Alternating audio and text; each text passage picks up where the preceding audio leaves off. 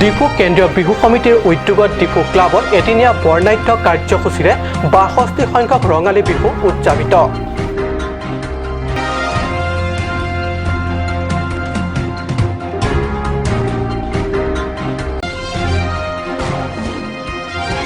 ডিফু মে দিৱস উদযাপন সমিতিৰ উদ্যোগতো ১৩৬ সংখ্যক আন্তৰ্জাতিক মে দিৱস উদযাপন। ডিফু ৰাজপথেদি মে দিৱসৰ উপলক্ষে বাহিৰ কৰে এক সমদল।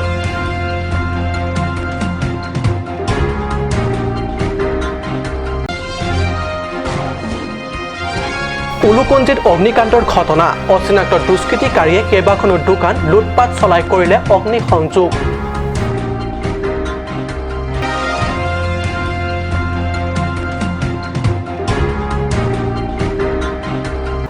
নমস্কাৰ, অসমীয়া প্ৰাইম টাইম বাতৰিত মই পৰকজ্যোতি শৰ্মাই স্বাগতম জনাইছোঁ। এতিয়া আগবাঢ়িছোঁ প্ৰথমটো বাতৰিলৈ। আন বছৰৰ দৰে এইবাৰো ঐতিহ্যমণ্ডিত ডিফু ক্লাব প্ৰাংগণত উদযাপন কৰা হয় বৰ্ণাঢ্য ৰঙালী বিহু উৎসৱ। ডিফু কেন্দ্ৰীয় বিহু সমিতিৰ উদ্যোগত এদিনীয়া বিস্তৃত কাৰ্যসূচীৰে উদযাপন কৰা হয় এইবাৰ ৬২ সংখ্যক ৰঙালী বিহু উৎসৱ ২০১৯। কেন্দ্ৰীয় বিহু সমিতিৰ এক চিৰকলীয়া পৰম্পৰা যে প্ৰত্যেকবাৰে ৰঙালী বিহু উৎসৱ উদযাপনৰ উপলক্ষে পোৱা বিহু উদযাপন সমিতিৰ মূল পতাকাৰ লগতে ডিফু চহৰৰ বসবাস কৰা প্ৰত্যেক জনগোষ্ঠীৰ সামাজিক সাংস্কৃতিক প্ৰতিষ্ঠানৰ বিষয়ববীয়া সকলকো সাদৰেৰে নিমন্ত্ৰণ কৰি নিজা নিজা সন্থা তথা অনুষ্ঠানৰ পতাকা উত্তোলন কৰে। একেদৰে এইবাৰো ভিন্ন সাংস্কৃতিক সামাজিক অনুষ্ঠান প্ৰতিষ্ঠানৰ পতাকা উত্তোলন কৰে মূল পতাকাটোৰ উত্তোলনৰ পিছতেই।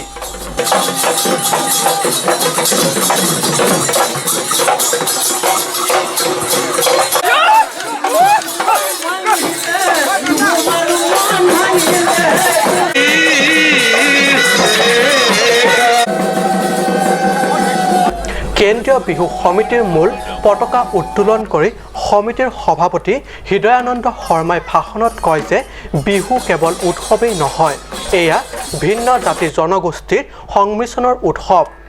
কৃষি কৰ্মৰ ভিত্তিত উদযাপিত বিহু উৎসৱ এক সমন্বয় প্ৰতীক বুলিও ব্যক্ত কৰে সভাপতিগৰাকীয়ে। পতাকা উত্তোলন কাৰ্যসূচীৰ পিছতেই পতাকা উত্তোলন থলীতে জ্যেষ্ঠ পুৰুষ মহিলাৰ লগতে ডেকা ডেকেৰী আৰু চেমনীয়াহঁতে বিহু নৃত্য কৰে। বিহু গীত নৃত্য আৰু ঢোল পেঁপাৰে মাতে ডিফু ক্লাব প্ৰাংগণৰ লগতে সমগ্ৰ চহৰখনৰ আকাশ বতাহ নিমিষতে মুখৰিত হৈ পৰে। ১৮৮৬ চনত মাৰ্কিন যুক্তৰাষ্ট্ৰৰ চিকাগো চহৰত প্ৰথম আন্তৰ্জাতিক মে দিৱস উদযাপন কৰা হয়। ইয়াৰ পৰৱৰ্তী সময়ৰ পৰা সমগ্ৰ বিশ্বজুৰি ১ মে দিনা আন্তৰ্জাতিক শ্ৰমিক দিৱস হিচাপে উদযাপন কৰা হয়।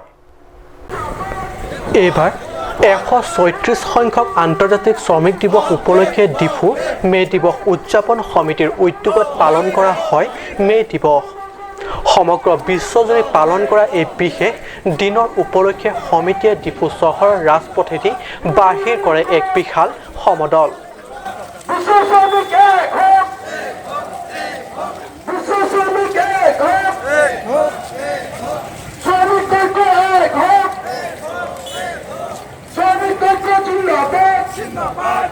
ধনিক তথা পুঁজিপতিৰ বিৰুদ্ধে শ্ৰমিক সংঘৰ সুদীৰ্ঘ আন্দোলন তথা কঠোৰ ত্যাগৰ ইতিহাস বহন কৰা এই বিশেষ দিনটোৱে সকলোকে মনত পেলাই দিয়ে সমতা তথা সংহতিৰ।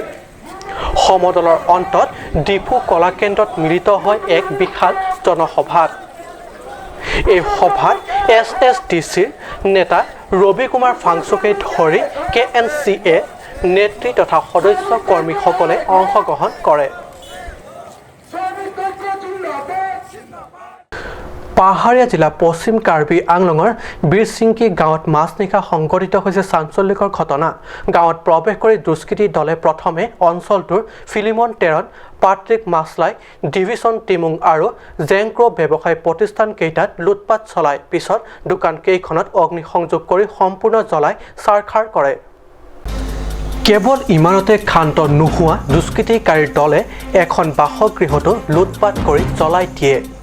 আন এখন গৃহতো পেট্ৰল ঢালি জ্বলাবলৈ লওঁতে গৃহস্থ ওলাই অহাত গৃহস্থ অচেতন কৰি পলায়ন কৰে। ইপিনে দুষ্কৃতিকাৰীৰ স্প্ৰেত অচেতন হোৱা ৱাইচং ক্ৰ পানৈ চিকিৎসালয়ত ভৰ্তি কৰোৱা হৈছে। আনহাতে ঘটনাত কেইবা লক্ষাধিক টকাৰ ক্ষয়ক্ষতিৰ সন্মুখীন হৈছে গৃহস্থ আৰু ব্যৱসায় প্ৰতিষ্ঠান কেইগৰাকী। লক্ষণীয় যে ঘটনাটো সংঘটিত কৰা দুষ্কৃতিকাৰীক চিনাক্ত কৰিব পৰা হোৱা নাই যদিও ঘটনাত প্ৰাক্তন উগ্ৰপন্থী সদস্য জড়িত থকাৰ সন্দেহ কৰিছে।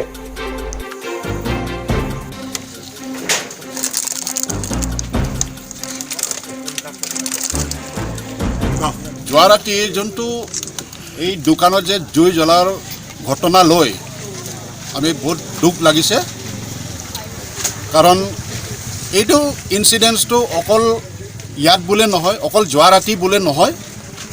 যোৱা ৰাতিৰ ঘটনাটো এনেকুৱা হৈছে, প্ৰায় 1-1.5 বাজিমান এইটো ঘটনাটো ঘটিল।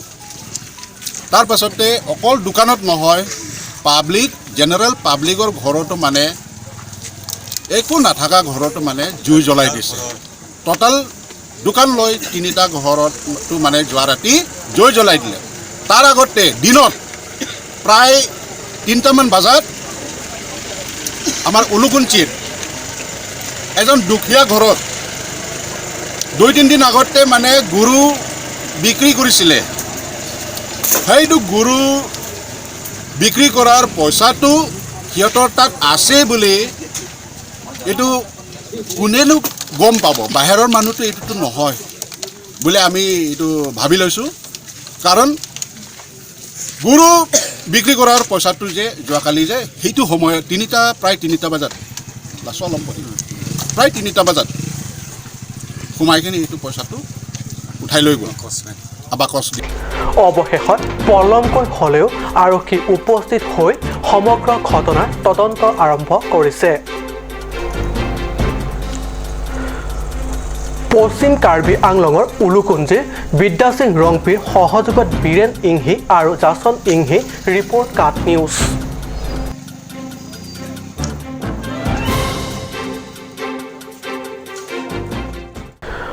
আন্তৰ্জাতিক মে দিৱস সমগ্ৰ বিশ্বৰ লগতে সংগতি ৰাখি বুধবাৰে কাৰ্বি আংলং জিলাৰ সদৰ চহৰ ডিফুটো উলহ মালহেৰে উদযাপন কৰে আন্তৰ্জাতিক মে দিৱস। এই উপলক্ষে দিনজোৰা কাৰ্যসূচীৰে কাৰ্বি আংলং জিলা মটৰ পৰিবহণ সন্থা আৰু চালক সন্থাই যৌথভাৱে উদযাপন কৰে। Service and security labour for unity শীৰ্ষক লক্ষ্যৰ উদযাপিত হয় এইবাৰ আন্তৰ্জাতিক দিৱসটি। পুৱা সন্থাৰ পতাকা উত্তোলন স্মৃতি তৰ্পণ অনুষ্ঠানেৰে শুভাৰম্ভ হোৱা মে দিৱসৰ উপলক্ষে দিনজোৰা কাৰ্যসূচী। ডিফু নগৰ সমিতিৰ ভৱনত আজি আয়োজিত মুকলি সভাত শ্ৰম পৰিদৰ্শক কাৰ্যালয় বিষয়া সিংবয় লেজেননে মুখ্য অতিথি সহ পৰিদৰ্শক চি টাইফা আৰু প্ৰাক্তন বিধায়ক বিদ্যা সিং ইংলেঙে সন্মানীয় অতিথিৰ লগতে সন্থাৰ কেইবাগৰাকী বিষয়ববীয়াসকলে অতিথি হিচাপে উপস্থিত থাকে। অৰুণ লেখে ৰিপৰ্ট কাট নিউজ। বোকাজানৰ আৰক্ষীৰ ড্ৰাগছ বিৰোধী অভিযান। মহকুমা আৰক্ষী বিষয়া পদ্ম পেগুৰ নেতৃত্বত চলে এই অভিযানত দেউলী মাৰ্কেটৰ এটা বাসগৃহৰ পৰা উদ্ধাৰ বৃহৎ পৰিমাণৰ নিচাজাতীয় টেবলেট। উদ্ধাৰ প্ৰায় 700 নিচাজাতীয় টেবলেট। সমাজত বৰবিস্বৰূপ নিচাজাতীয় সামগ্ৰীৰ প্ৰতি একাংশ যুৱচামৰ আকৰ্ষণৰ পূৰ্ণ সুযোগ গ্ৰহণ কৰে একাংশ ধুৰন্ধৰ ব্যৱসায়ীসকলে। ব্যৱসায়ৰ নামত উঠি অহা যুৱক যুৱতীসকলৰ জীৱনত এক অন্ধকাৰ ভৱিষ্যতৰ পিনে ঠেলি নিছে এই ভয়াৱহ নিচাজাতীয় সামগ্ৰীয়ে। এক নিৰ্ভৰযোগ্য সূত্ৰৰ পম খেদি বোকাজান মহকুমা আৰক্ষী বিষয়া পদ্ম পেগুৰ নেতৃত্বত আৰক্ষীৰ এটা দলে অভিযান চলাই দেউলী মাৰ্কেটৰ এক বাসগৃহৰ পৰা উদ্ধাৰ কৰে এক বৃহৎ পৰিমাণৰ নিচাজাতীয় টেবলেট। এই ঘটনাত আৰক্ষীয়ে হাবিবুৰ ৰহমান আৰু বাবলুৰ ৰহমান নামৰ 2 ভাতৃক আটক কৰে। জানিব পৰা মতে 2 ভাতৃয়ে বহুদিন ধৰি ড্ৰাগছৰ ব্যৱসায় চলাই আহিছিল। আনপিনে বাবলুৰ ৰহমান কেইদিনমান পূৰ্বে জেলৰ পৰা ওলাই অহা বুলি জানিব পৰা গৈছে। বোকাজানৰ পৰা আনন্দৰাঙৰ report cut news.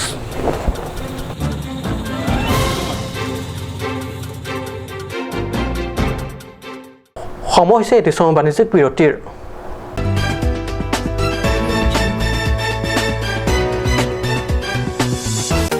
Made like a gun, goes like a bullet.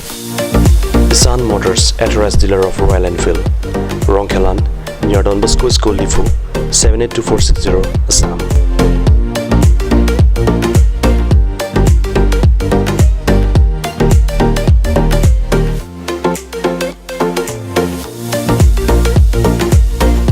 Easy finance are available here. Please contact 099 579 88008 or 0789 61 69021.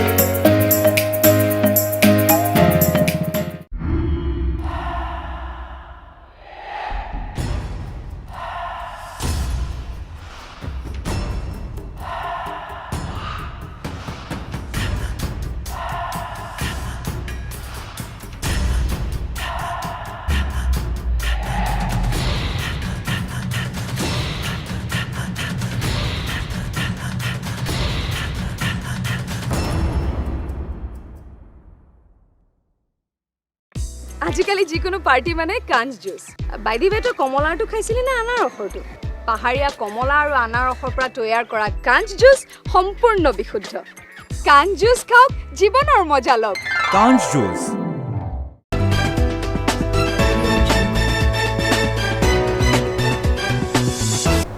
বিৰতিৰ পিছত পুনৰ বাতৰি মজিয়াত নিৰ্মাণৰ দুবছৰ নহওঁতে হেলনীয়া হৈ পৰিল আমলং নদীৰ কাঠৰ দলং দুৰ্বল কাঠৰ দলংটোৰ ওপৰেৰে অধিক ওজনৰ শিল বালি ট্ৰাক পাৰ কৰাৰ তীব্ৰ অভিযোগ স্থানীয় ৰাইজৰ হয় যোৱা 2017 চনতে নিৰ্মাণ সম্পূৰ্ণ কৰা হৈছিল এইখন কাঠৰ দলং দলংখনৰ এই অৱস্থা প্ৰত্যক্ষ কৰি আপুনি ক'বনে এইখন দলং বয়স মাত্ৰ 2 বছৰ মুখ্য কাৰ্যবাহী সদস্য তুলিৰাম ৰংহাঙৰ গৃহ সমষ্টি বিথুং ৰেংথেমা এলেকাৰ অন্তৰ্গত চংকাত আৰু কাৰ্বি ৰংচুপি ৰাইজে পাৰাপাৰ কৰাৰ বাবে একমাত্ৰ ব্যৱস্থা এইখন দলঙেই কিন্তু অতি কম দিনৰ ভিতৰতে দলঙৰ এই অৱস্থা হোৱাত আগন্তুক বাৰিষাত হ'ব লগা দুৰ্যোগৰ কথা ভাবি চিন্তিত হৈ পৰিছে গঞা ৰাইজ ঠিকাদাৰে অধিক মুনাফা লাভালাভত গুৰুত্ব দি ভাল কাঠ ব্যৱহাৰ কৰি দলংখন নিৰ্মাণ নকৰাৰ ফলত হৈছে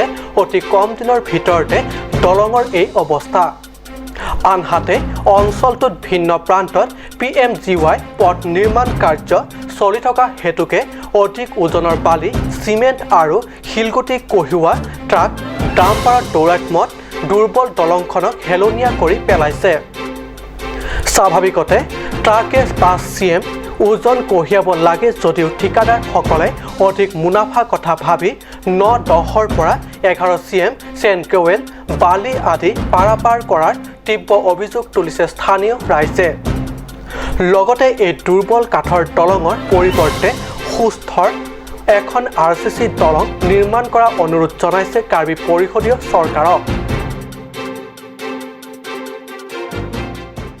পশ্চিম কাৰ্বি আংলঙৰ খেৰণিত সংঘটিত ভয়াৱহ পথ দুৰ্ঘটনা ট্ৰাকেৰে কঢ়িয়াবলৈ যোৱা পথত সংঘটিত হয় এই দুৰ্ঘটনা তীব্ৰ বেগেৰে যোৱা ট্ৰাকখনে আধা বাটতে নিয়ন্ত্ৰণ হেৰুৱাই পতিত হয় এই ভয়াৱহ দুৰ্ঘটনাত উল্লেখ্য যে এই দুৰ্ঘটনাৰ সত্যনাৰায়ণ সিং বয়স 26 বিজয় শংকৰ ৰাজভৰ বয়স 35 আৰু তিতুল ৰাজভৰ বয়স 30 এই তিনিও লোক গুৰুতৰভাৱে আহত হয় বিয়লি প্ৰায় 4 মান বজাত ট্ৰাকেৰে কঢ়িয়াবলৈ গৈছিল লোক 3জন তীব্ৰ বেগেৰে যোৱা ট্ৰাকখন নিয়ন্ত্ৰণ হেৰুৱাই পথটিৰ কেঁকুৰিত বাগৰি পৰে সম্প্ৰতি গুৰুতৰ আহত তিনিওকে খেৰণি চিকিৎসালয়ত চিকিৎসা কৰি থকা হৈছে